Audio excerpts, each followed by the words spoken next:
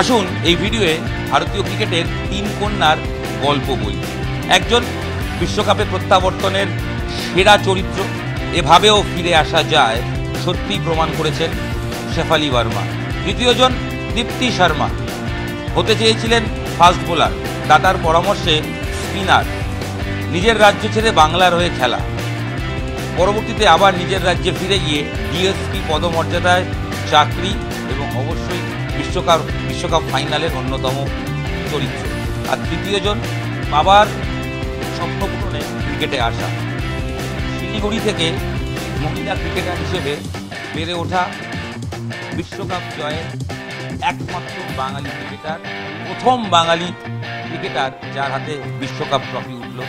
যে রেকর্ড বা এই বিশ্বকাপ ছুঁয়ে দেখার অনুভূতি সৌরভও পাননি ঝুলন গোস্বামী। ভারতীয় ক্রিকেটের এই তিন চরিত্রকে একটু আপনাদের সঙ্গে পরিচয় করাই। আমি জানি এতক্ষণে আপনারা এই তিন ক্যারেক্টারের সঙ্গে ভালো করেই পরিচিত হয়ে গেছে। শেফালি ভার্মা চলতি বিশ্বকাপে স্কোয়াডেই ছিলেন। গত বছর নভেম্বরে খারাপ পারফরমেন্সের জন্য বাদ পড়ে যান, এক বছর ভারতীয় দলে ডাক পাননি, ডোমেস্টিক খেলছিলেন। বিশ্বকাপ চলাকালীনও বিসিসিআইয়ের মহিলা ক্রিকেট খেলেছেন, টি-20 টুর্নামেন্ট খেলেছেন। সেখান থেকে বাড়ি গিয়ে টিভিতে ম্যাচ দেখছিলেন বিশ্বকাপের ভারতীয় সতীর্থদের। সেই ম্যাচে দেখতে দেখতে হঠাৎ দেখতে পারেন শেষ ম্যাচে বাংলাদেশের সঙ্গে প্রতিকা রাওয়াল তার ইনজুরি হয়। সেই ইনজুরির পর তিনি ভাবতেও পারেননি তার কাছে সিলেক্টররা ফোন করবে।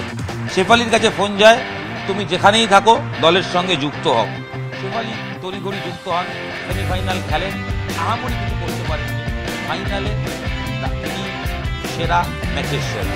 তিনি তো কেন্দ্রীয় চরিত্র, ব্যাট হাতে 87 বল আছে, ব্যাক টু ব্যাক সময় উইকেট ম্যাচ। শেফালি ভার্মা পুরস্কার মঞ্চে দাঁড়িয়ে বলেছেন যে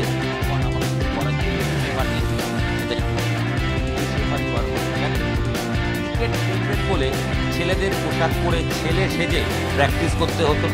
রোহতাকের মেয়ে যেখানে থাকতেন সেখানে কোনো মহিলাদের ক্রিকেট খেলার একাডেমি নেই, তাই মাত্র 8 বছর বয়সে ছেলেদের সঙ্গেই ছেলেদের জামাকাপড় পরে ক্রিকেট খেলা শুরু। তবে ছোট থেকেই তার হাতে যে পাওয়ার হিটিং ছিল সেটা তৎকালীন বা তার ছোটোবেলার কোচ সহজেই বুঝে গেছিলেন। তাই খুব অল্প সময় ভারতীয় ক্রিকেটের মূল কাঠামোয়, মূল স্তরে চলে আসেন শেফালি ভার্মা। শেফালি ভার্মাকে অনেকেই বীরেন্দর সেহওয়াগের মতো বলেন।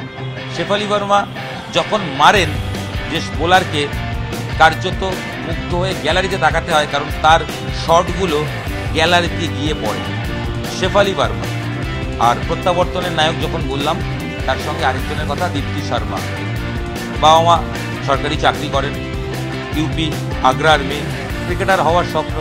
ক্রিকেটে আসেন, প্রথমে জোরে বোলিং করতেন, কিন্তু তার দাদা সেও ক্রিকেট খেলতেন, তার পরামর্শে স্পিনার হন, স্পিন করেই সাকসেস। তবে ঘরোয়া ক্রিকেটে সেভাবে উত্তরপ্রদেশের তৎকালীন সময় সুযোগ ছিল না, পরিকাঠামোর অভাব ছিল, তাই বাংলায় চলে আসেন। 2017 বিশ্বকাপ দলের সদস্য ছিলেন, যে দল রানার্স হয়েছিল। তার পরের বছরই বাংলার প্রাক্তন মহিলা ক্রিকেটার, দেশের প্রাক্তন মহিলা ক্রিকেটার মিঠু মুখার্জি, তার হাত ধরে সিএবিতে আসা দীপ্তি শর্মার। সিএবিতে এসে রিচার সঙ্গে পরিচয়, বন্ধুত্ব এবং বাংলার ক্রিকেটকে এগিয়ে নিয়ে যাওয়ার ক্ষেত্রে বিরাট অবদান ছিল এই দীপ্তি শর্মার। 2024 পর্যন্ত বাংলার হয়ে তিনি খেলেছেন, চাকরি পেয়ে যান ডিএসপি র্যাঙ্কে, আবার ফিরে যান ইউপিতে, ইউপির হয়ে তিনি খেলছেন। ফাইনালে কী করলেন? ফাইনালে ব্যাট হাতে হাফ সেঞ্চুরি, টুর্নামেন্টে 200-র বেশি রান, মোট 22টা উইকেট নিয়ে টুর্নামেন্ট সেরার পুরস্কার দীপ্তি শর্মার। যে দীপ্তি শর্মা বাংলার যোগও কিন্তু রয়েছে, কারণ দীর্ঘ 5-6 বছর বাংলার হয়েই তিনি ঘরোয়া ক্রিকেট খেলেছেন, বাংলা মহিলা ক্রিকেট দলকে হিউজ সাকসেস এনে দিয়েছেন এই দীপ্তি শর্মা। তাই অনেকেই বলছেন, যখন ক্রিকেটে একটা পরিচিত কথা আছে শর্মাজি কি বেটা, মানে রোহিত শর্মা, সেটা তো থাকবে, বাট এবার থেকে শর্মাজি কি বেটি দীপ্তি শর্মা, তার কথাও বলতে হবে, তাই না? আরেকজন বাংলার মেয়ে রিচা ঘোষ, শিলিগুড়ির মেয়ে। বছর 22-এ রিচা ছোট থেকেই ক্রিকেটার হতে চান, কারণ বাবা চাইতেন, বাবা ক্রিকেট খেলতেন, সিএবির আম্পায়ারিং করেন। নিজের ক্রিকেট কেরিয়ার খুব বেশি নিয়ে যেতে পারেননি। বড় মেয়ে, তাকে ক্রিকেটার হওয়ার কথা ভেবেছিলেন, কিন্তু বিভিন্ন কারণে তাকে আর ক্রিকেট মাঠ অবধি নিয়ে যাওয়া সম্ভব হয়নি। তবে মানবেন্দ্র ঘোষ চেয়েছিলেন যে ছোট মেয়ে ক্রিকেট খেলুক। আর্থিক অনটন অবশ্যই ছিল, শিলিগুড়িতে পরিকাঠামোর অভাব ছিল, মহিলা ক্রিকেট একাডেমি ছিল না। তা সত্ত্বেও দিনের পর দিন শিলিগুড়িতে প্র্যাকটিস করতে নিয়ে যেতেন মানবেন্দ্র ঘোষ তার ছোট্ট মেয়ে রিচাকে প্র্যাকটিস করাতেন, নিজেই থ্রো ডাউন করাতেন, বিভিন্ন কোচের কাছে ক্রিকেট শিখিয়ে তিনি তৈরি করেন। এবং তিনি প্রথমেই বুঝতে পারেন যে শুধু ব্যাটিং করে কিছু হবে না, তাই রিচাকে কিপিং করায় উদ্বুদ্ধ করেন। সেখান থেকে রিচার জার্নি এবং সিএবির ডোমেস্টিক যখন বিভিন্ন ট্যালেন্ট হান্ট হয়, সেখানেই তৎকালীন সিএবি কর্তাদের কোচেদের চোখে পড়ে রিচাকে, যার ন্যাচারাল ট্যালেন্ট হচ্ছে পাওয়ার হিটিং। যে বড় বড় শটগুলো রিচা মারতে পারে, আচ্ছা ভারতীয় ক্রিকেটার ছেড়ে দিন, বিদেশি ক্রিকেটাররাও ঠিক এত সহজভাবে ছয় মারতে পারে না, বাউন্ডারি মারতে পারে না। রিচা নিজেও ধোনিকে পছন্দ করেন, ধোনির মতোই ফিনিশার হতে চান। এবং ঝুলন গোস্বামী বহুদিন আগেই বলেছিলেন রিচার পরিচয়, আমাদের পরিচয় ঝুলনদির মাধ্যমে। যখন এক দলে ঝুলনদি ও রিচার সুযোগ পেয়েছিলেন, তখনই ঝুলন গোস্বামীর অবজারভেশন ছিল এই মেয়েটা বহুদূর যাবে, এবং আলটিমেট সেটাই পূর্ণতা পেল। শিলিগুড়ি থেকে মানবেন্দ্র ঘোষের হাত ধরে রিচার চলে আসা কলকাতায়। শিবশঙ্কর পাল তার কাছে কোচিং, বাংলা দলের তখন দায়িত্বে, তার সঙ্গে চরণজিৎ সিং মহিলা ক্রিকেট দলে কাজ করেছেন, তাদের সঙ্গে দীর্ঘদিন কোচিং করানো, তাদের সঙ্গে কাজ করা। এবং রিচা কিপিং যখন করছেন সেই সময় লকডাউনের সময় ওয়েট বেড়ে যাচ্ছে, কি করবেন উপায় না পেয়ে রিচার বাবা সেই মুহূর্তে শিলিগুড়িতে নিজের বাড়িতেই ছোট্ট লনে নেট লাগিয়ে ফেললেন, আর সেই নেটে নিজেই থ্রো ডাউন করাতে শুরু করলেন রিচাকে। আসলে রিচাকে নিয়ে স্বপ্ন দেখতেন মানবেন্দ্র ঘোষ, যে স্বপ্ন আজ পূরণ হয়েছে। বাবারও গর্বিত পিতা হিসেবে নিজেকে বারবার তিনি আনন্দের অশ্রুধারায় তিনি সামলাতে পারছেন না। তো সেই রিচা ভারতীয় দলে সুযোগ পেল, সবচেয়ে কম বয়সে বাংলা দল, ভারতীয় দল, আন্ডার-19 বিশ্বকাপ জয়ী দলের সদস্য মহিলা দলের। বিরাট কোহলি এই সম্মান রয়েছে, যিনি কিনা অনূর্ধ্ব-19 বিশ্বকাপে যেমন চ্যাম্পিয়ন হয়েছেন দেশের হয়ে, সেরকমই সিনিয়র দলের হয়ে চ্যাম্পিয়ন হয়েছেন। দুটি বিশ্বকাপ বিরাটের রয়েছে, সঙ্গে টি-20 বিশ্বকাপ তো রয়েছে। রিচাও দ্বিতীয় ক্যারেক্টার, বিশেষ করে মহিলা ক্রিকেটে তো প্রথম ক্যারেক্টার, এবং অবশ্যই তার সঙ্গে শেফালিরাও রয়েছেন, যারা আন্ডার-19 বিশ্বকাপ জিতেছেন, সঙ্গে সিনিয়র বিশ্বকাপও জিতলেন এবং প্রথম বাঙালি ক্রিকেটার হিসেবে বিশ্বকাপ জিতলেন। 2003 ফাইনালে উঠে সৌরভ গাঙ্গুলি ট্রফি জিততে পারেন, 2005, 2017 ঝুলন গোস্বামী পারেন। বিশ্বকাপ ধরার অভিজ্ঞতা, ছুঁয়ে দেখার অভিজ্ঞতা হয়নি সৌরভ ঝুলনের, রিচার হয়েছে। 22 বছরের রিচা স্বপ্ন পূরণ করেছে। যখন বলছিলাম লকডাউন, অনেক অসুবিধা হচ্ছে, সিএবিতে এসে প্র্যাকটিস করার জন্য বিভিন্ন গ্রাউন্ডে প্র্যাকটিস করছেন। সকালে প্র্যাকটিস করছেন লক্ষ্মীরতন শুক্লার একাডেমিতে, রিচার সঙ্গে দীপ্তি শর্মা।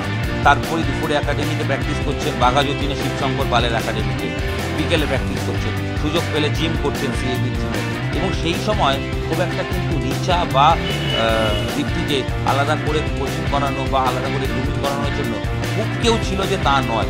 ওই শিবশঙ্কর পাল কিংবা চরণ সিং কিংবা লক্ষ্মীরতন শুক্লার একাডেমি যারা কোচ বা বাংলার যারা মহিলা ক্রিকেটাররা রয়েছে, তারাই গাইড করতেন। তো সেখান থেকেই স্বপ্ন দেখার শুরু, বিশ্বজয়ের স্বপ্ন। রিচা তারপর দেশের হয়ে একাধিক টুর্নামেন্ট জিতেছেন এবং আইপিএল চ্যাম্পিয়ন দলেরও সদস্য রয়েছেন। তো বিশ্বকাপ ফাইনালে, শুধু ফাইনাল, সেমিফাইনাল ক্যামিও রোল পালন করেছে। দুটো ম্যাচেই কম বলে, 20 বলে 34 রান, তার আগে 16 বলে 26 রান, গুরুত্বপূর্ণ ইনিংস। এই দুটো ইনিংস না হলে হয়তো বিশ্বকাপ জিততে পারত না ভারত। গুরুত্বপূর্ণ সময় ক্যাচ ধরেছেন, কিপিং করেছেন অসাধারণ। সব মিলিয়ে রিচাও ভারতের সাফল্যের অন্যতম কারিগর। তাই 3 কন্যার গল্প বলছিলাম, শেফালি ভার্মা, দীপ্তি শর্মা, রিচা ঘোষ। ভারতের 3 প্রান্তের 3 মেয়ে বিশ্বজয়ের অন্যতম কাণ্ডারি। তাই 3 কন্যাকে কর্নিশ, আপনাদের লড়াই আগামী দিনে প্রত্যেকটা ভারতীয় পাথেয় হোক। আর এভাবেই লড়াই দেখে শিখুন কীভাবে ফিরে আসতে হয়, কাউকে দেখে শিখুন কি কঠিন পরিস্থিতিতে লড়াই করতে হয়, কিংবা কাউকে দেখে শিখুন ওই সুদূর শিলিগুড়ি থেকে কলকাতা এসে কীভাবে দিনের পর দিন কার্যত একাধিক কষ্ট ভুলে গিয়ে শুধু ক্রিকেটকে ধ্যান জ্ঞান করে তাকে সাফল্যের চাবিকাঠি করতে হয়। সব মিলিয়ে 3 কন্যার গল্প আপনাদের সঙ্গে রাখলাম। আশা করি 3 কন্যাকে আপনারাও কর্নিশ জানাবেন। অবশ্যই কুণ্ঠাবোধ না করে 3 কন্যাকে প্রচুর অভিনন্দন জানান, ভিডিওটা শেয়ার করুন। আপনাদের সঙ্গে আমি ইরণ রায় বর্মন ছিলাম। এই ভিডিও এখানেই শেষ হচ্ছে, দেখা হচ্ছে পরবর্তী ভিডিও নিয়ে। বিশ্বকাপে মেয়েদের আরও গল্প রয়েছে ঝুলিতে, আসছে একের পর এক ভিডিওয়ে। ধন্যবাদ, শুভরাত্রি, দেখা হচ্ছে পরবর্তী।